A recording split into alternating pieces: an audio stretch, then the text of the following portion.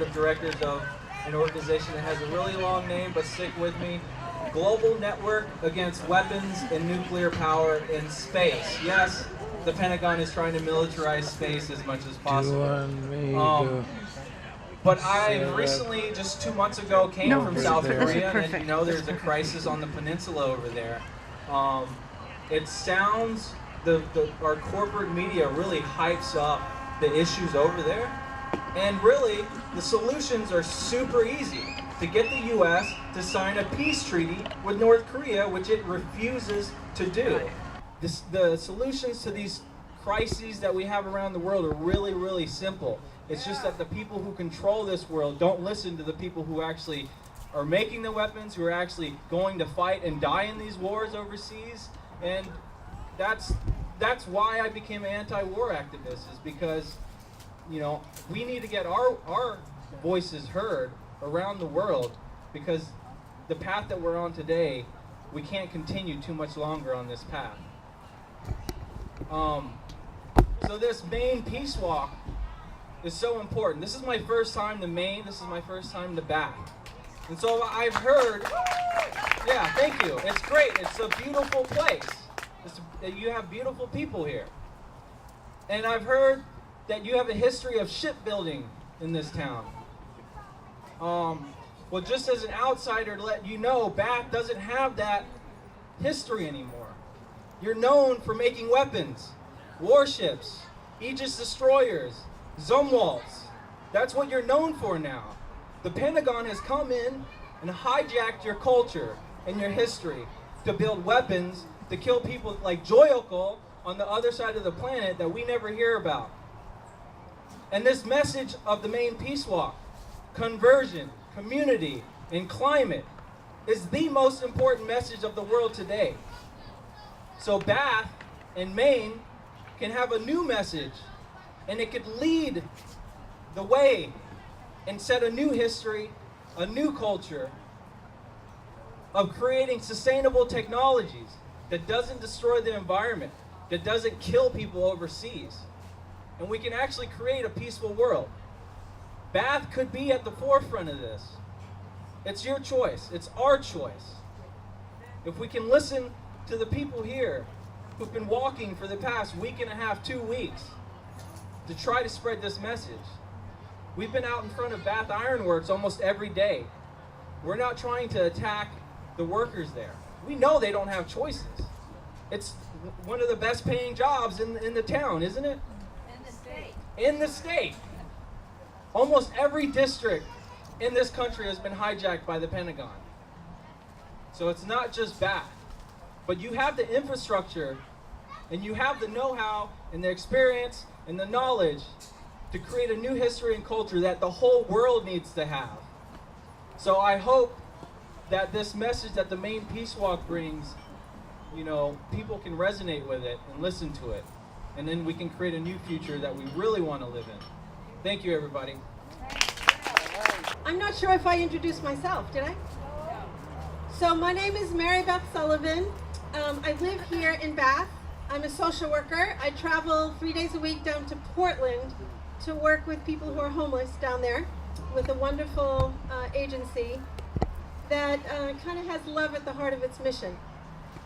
So in a bit, I will read a poem that I wrote at one point, but before we get there, I would love to introduce you to Maureen Keogh Austinson. She's been in Maine for many, many years and has been a staunch advocate for the abolition of war, we could say. So Maureen, come and share something with us. Thanks. So I'm Maureen, and this is my daughter Frances, and my husband George is back with the banner over there, and our son is away at college. But as a family, we've been participating in a disarmament vigil at Bath Iron Works. Actually, when I was pregnant with Frances, we started. So we started in December of 2000, and we vigiled. We vigil every Advent and every Lent because those are holy times, and to call into the holy times in our religion and in our world the prayer for disarmament and the standing shoulder to shoulder and speaking truth to power to the administration of Bath Iron Works. When we vigil, we have a whole group of people who come, very different people. Some people only come once, some people come as often as they can.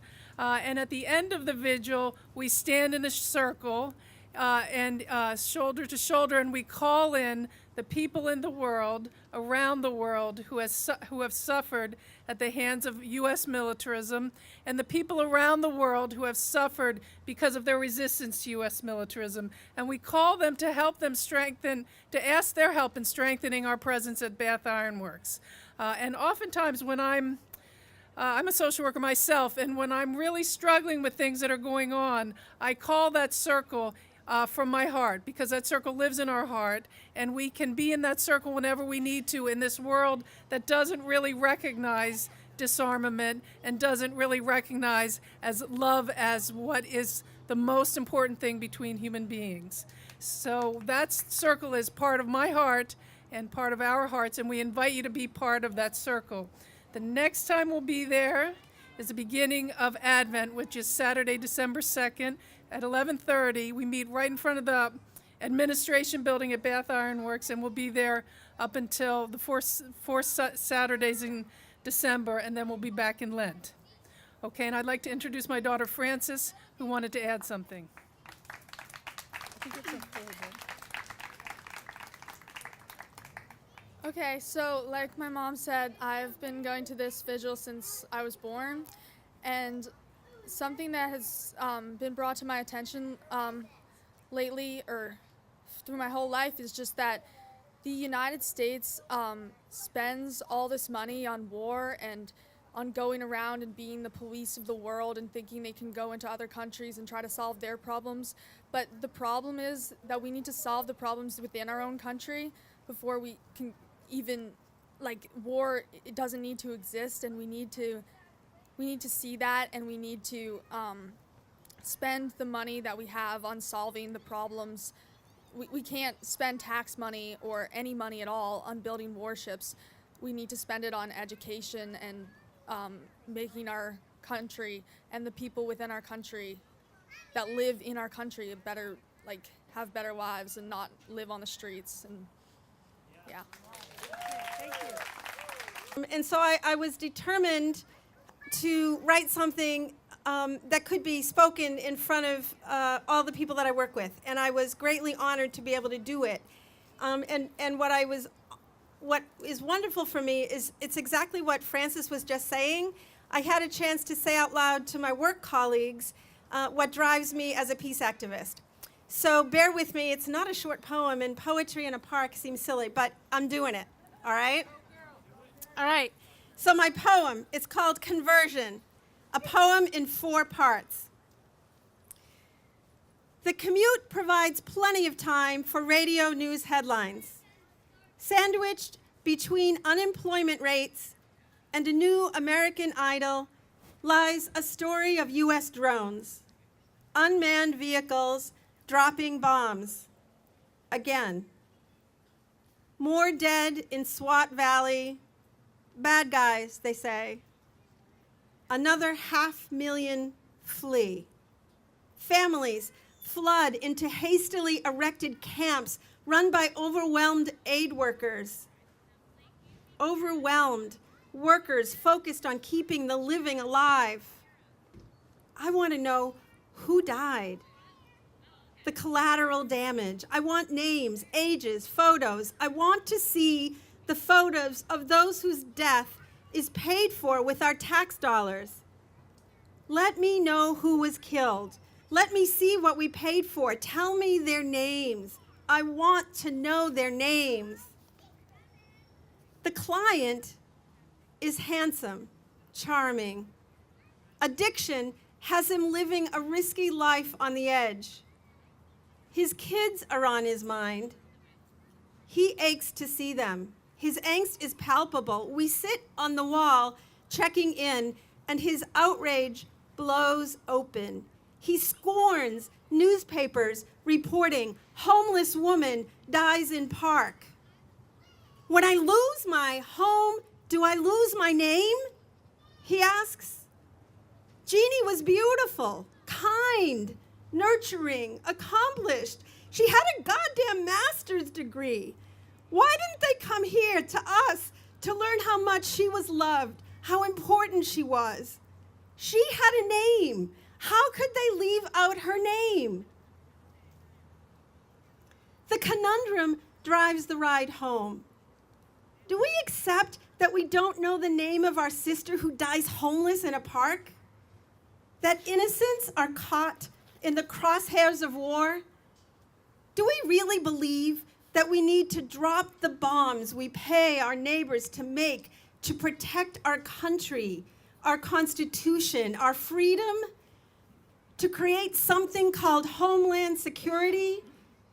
Meanwhile, a son's addiction finds no relief. A mother's illness goes untreated. A shelter overflows with hunger, unemployment, and crises that overwhelm. Shall we ask, who is secure in this land of the homeless? Conversion opens the door. We mourn the deaths. With the living, we listen deeply in quiet spaces. We embrace the stories in all their pain. We stand in that river of suffering and find strength. In awe, we see survival. Inspired, we dare indulge the dreams that beat swords to plowshares. For him, we will make hospice with clean sheets, a bathtub, a nurse's gentle touch. For her, we will build rehab with a gym, a garden, space to dance. For them, we will create soft circles that quiet haunting voices and supported homes that ease the stress. With them, we will build schools, clean energy, light rail, and bridges that connect our communities. We will pay living wages, provide full employment, build a 21st century way of life that disarms violence and protects each other and Mother Earth. And in faraway villages where bombs have wreaked havoc, our youth will travel to rebuild, and our ships will abandon weapons to carry nurses and doctors and open hearts.